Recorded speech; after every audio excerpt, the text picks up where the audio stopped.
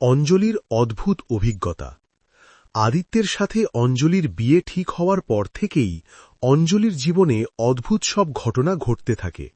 সে বারবার অজ্ঞান হয়ে যাচ্ছিল, তার গায়ে আঘাতের চিহ্ন দেখা দিচ্ছিল এবং সে স্বপ্নে এক ভয়ঙ্কর আত্মাকে দেখছিল। 2. আদিত্যের ডাক ও মায়ের অদ্ভুত আচরণ। একদিন আদিত্য অঞ্জলিকে শহরের বাইরের একটি মন্দিরে আসতে বলে।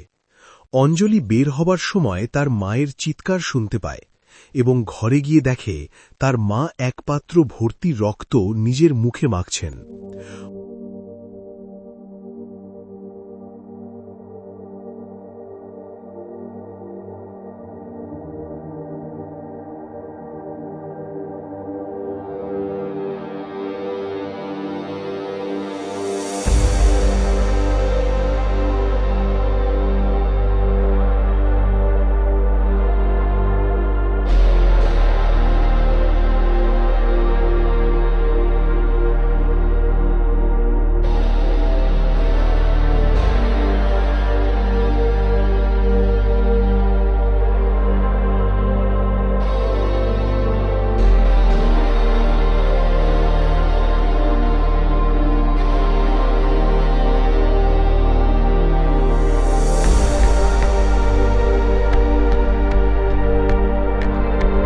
অঞ্জলি তার বাবাকে ফোন করলে তিনি জানান যে তিনি আদিত্যের সাথে ওই মন্দিরেই আছেন এবং অঞ্জলিকে তাড়াতাড়ি সেখানে পৌঁছাতে বলেন।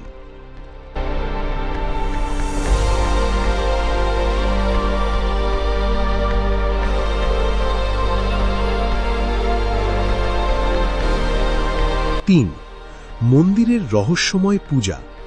মন্দিরে পৌঁছে অঞ্জলি দেখে আদিত্যকে বেঁধে রাখা হয়েছে এবং তার বাবা ও একজন পুরোহিত পূজা করছেন। পূজার সময় দেখা যায় আদিত্যের শরীরের ভেতর থেকে সেই ভয়ঙ্কর পিশাচিনী বেরিয়ে আসছে।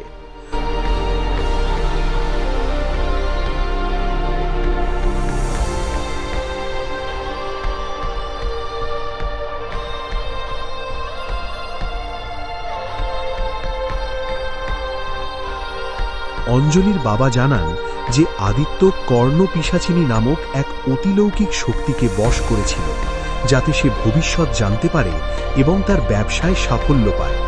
কিন্তু এই শক্তির অভিশাপে অঞ্জলি ও তার পরিবার বিপদে পড়ে। 4. পরিণতি।